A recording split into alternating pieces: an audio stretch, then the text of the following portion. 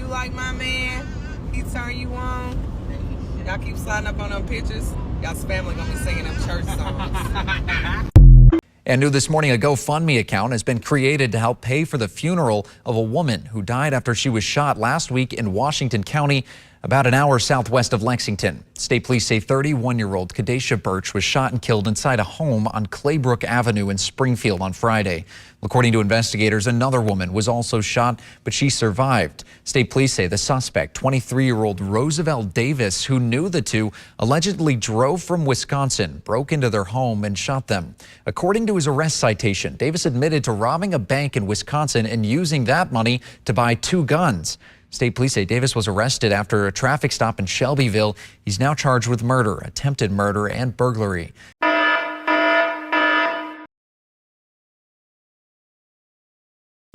Imagine this.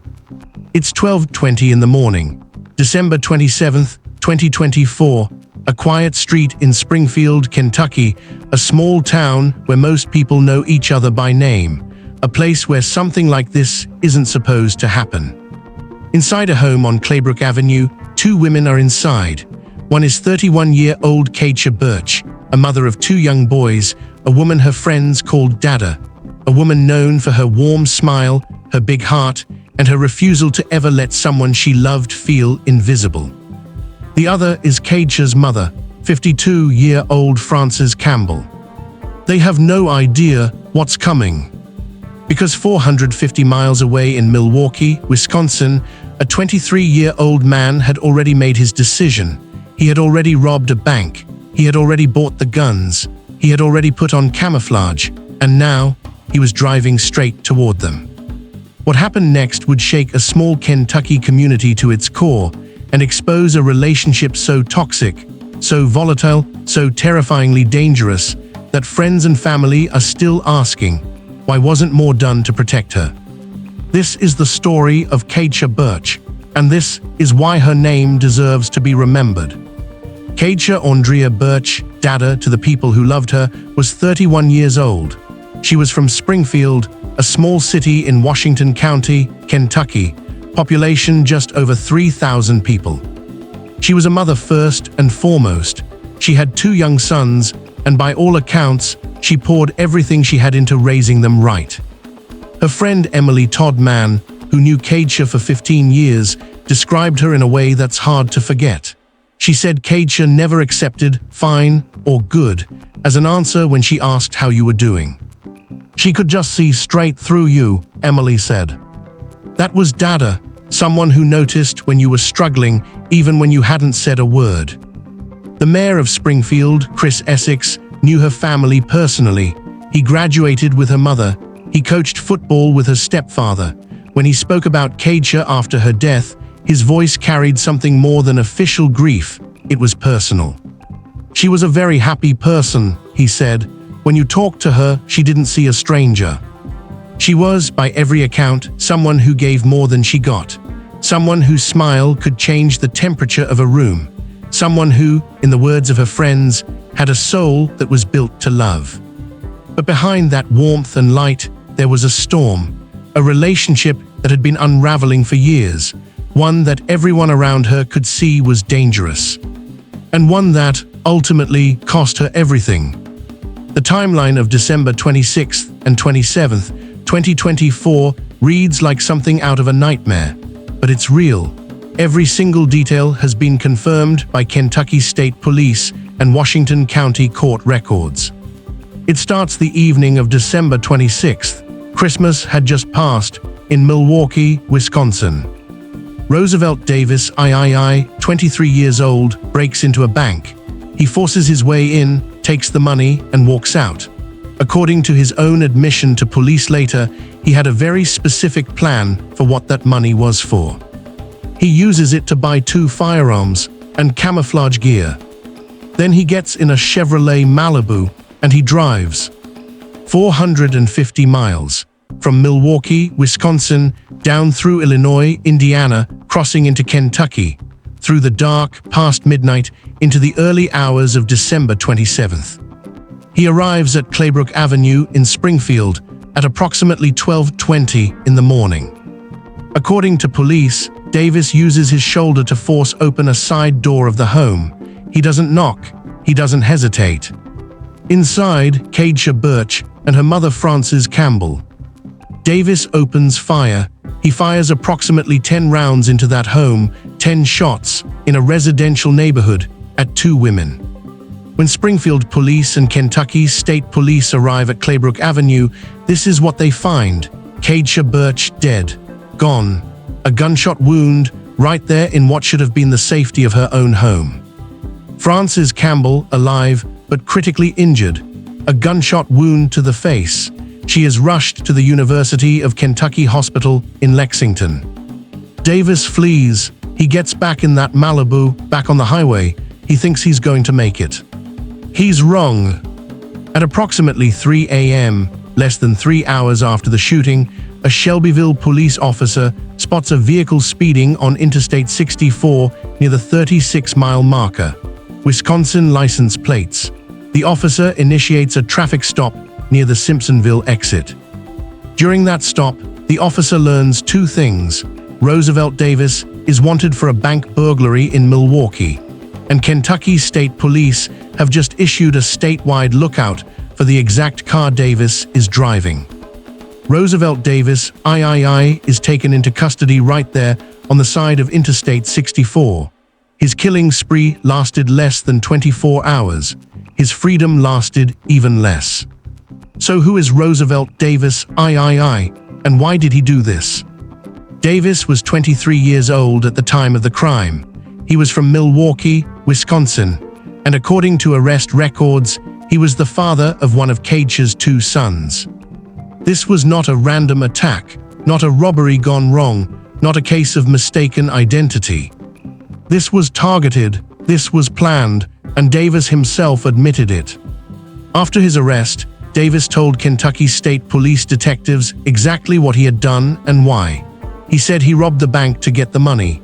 He bought the guns and camouflaged deliberately. He drove to Kentucky with the stated purpose of killing the 2 women inside that home. No motive was officially listed in initial police reports, but the history between Davis and Kadesha tells its own story, and it is a deeply disturbing one. Let's go back to October 5th, 2024, just 83 days before Kadesha was killed. On that date, Davis and Kadesha were together at a home on Perryville Street in Harrodsburg, Kentucky. According to an arrest citation, they had been fighting all day. At some point during that fight, Davis strangled Kadesha. She managed to break free, she found a gun, and she shot Roosevelt Davis twice, both bullets hitting him in the right leg. Kadesha was arrested and charged with attempted murder. Davis was the victim in that report. But here's what the charge sheet doesn't say out loud. Kadesha had just survived a strangulation. She had just survived an attack by a man who had a documented history of violence toward her. She fought back, and the system charged her for it. On December 19th, just 8 days before her death, a grand jury amended Kadesha's attempted murder charge down to second-degree assault. On December 23rd, 4 days before she was killed, and on her birthday, she posted a $10,000 bond and walked out of custody. 4 days later, she was dead. Friends and advocates were quick to point out the devastating irony.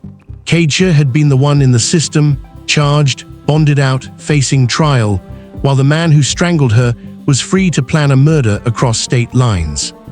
This is proof that you can't escape without all of the help available to you, said Emily Todd Mann. That quote says everything. Davis also had a prior domestic violence charge connected to Kadesha. Records from August 2024 referenced another violent incident between them. This was a pattern, a long, documented, escalating pattern. And yet here they were, on December 27th, 1 woman dead, 1 man speeding down the highway thinking he'd gotten away with it. What made this case even more chilling to investigators and community members alike was the sheer premeditation of it all. This wasn't a crime of passion in the heat of the moment. Davis planned this, he funded it, he equipped himself for it, and then he drove across 4 states to carry it out. That level of planning, prosecutors would later note, speaks to intent. Cold, calculated, deliberate intent. Here's where the case gets even more complicated and more heartbreaking. When investigators dug deeper into the bank robbery, Milwaukee police revealed it wasn't technically a bank robbery in the traditional sense. Davis had forced entry into a closed financial business on North Swan Road on the evening of December 26th. A spokesperson confirmed the suspect forced entry into the closed business and removed property. Davis was later identified and arrested in Kentucky. But the bigger twist, the system had warning signs and they weren't acted on in time. Think about the timeline again. October, Davis strangles Kadesha. She shoots him in self-defense. She gets charged, he doesn't. December 19th, her charge is reduced. December 23rd, she bonds out. December 27th, she's murdered. Advocates for domestic violence survivors immediately pointed to this sequence as a systemic failure. A woman who had been strangled, one of the highest risk indicators of future lethal violence in domestic abuse situations, was left exposed. No protective order that stopped him. No alert that flagged him as a danger when she was released. The community felt it. The mayor of Springfield felt it. The friends who gathered for Kadesha's candlelight vigil, over 100 people showing up in the cold Kentucky winter, they felt it too. You watch the news all the time and you see things happening elsewhere, Mayor Essex said. You never think it's going to happen here. But it did happen here, and the call from Kadesha's family and friends in the aftermath wasn't just for justice for Dada, it was for systemic change.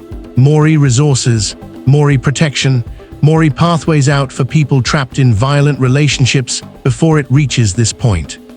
So where does the case stand now? Roosevelt Davis, III, is currently held in the Shelby County Detention Center. His bond was set at $2 million, a reflection of the severity of the charges against him. He faces 3 primary charges in Kentucky: murder with a domestic violence enhancement, attempted murder with a domestic violence enhancement, and first-degree burglary. Separately, he also faces charges connected to the Wisconsin bank burglary. As of early 2025, no trial date has been publicly announced, but the evidence against Davis is substantial. He admitted to investigators what he did and why. He was caught within hours, still driving the same car with Wisconsin plates on an interstate highway in the middle of the night. The prosecution will have his own words. They will have the physical evidence. They will have the 10 shell casings left inside that home on Claybrook Avenue. And they will have the documented history, years of domestic violence incidents, a strangulation, multiple police contacts. Frances Campbell, Kadesha's mother, the second victim, survived her injuries. She was treated at the University of Kentucky Hospital and is expected to recover physically. What she carries emotionally, losing her daughter in her own home, surviving gunshot wounds herself, that is something no medical chart can measure. Kadesha's 2 young sons are now growing up without their mother. Her friends have been vocal about how they want Dada remembered, not as a victim, not as a statistic, not as a cautionary tale. She won't go down in our remembrance as a victim, Emily said. She will be known as the strong but soft woman she was. Strong and soft, that's Dada. A woman who saw through people's masks, who pulled strangers close, who raised 2 sons with what her friend described as the patience and presence that doesn't come from anything but being a good mother. If you or someone you know is experiencing domestic violence, please reach out. The Center for Women and Families operates a 24/7 crisis hotline at 800-442-372-331, because no one should have to navigate this alone, and no one should have to wait until it's too late. Kadesha Andrea Dada Burch, June 23, 1993, December 27, 2024. You were seen, you were loved, you will not be forgotten. Do you think the justice system failed Kadesha Burch? Should the domestic violence history have triggered stronger protective measures before December 27th? Drop your thoughts in the comments, because conversations like this one might just save someone's life.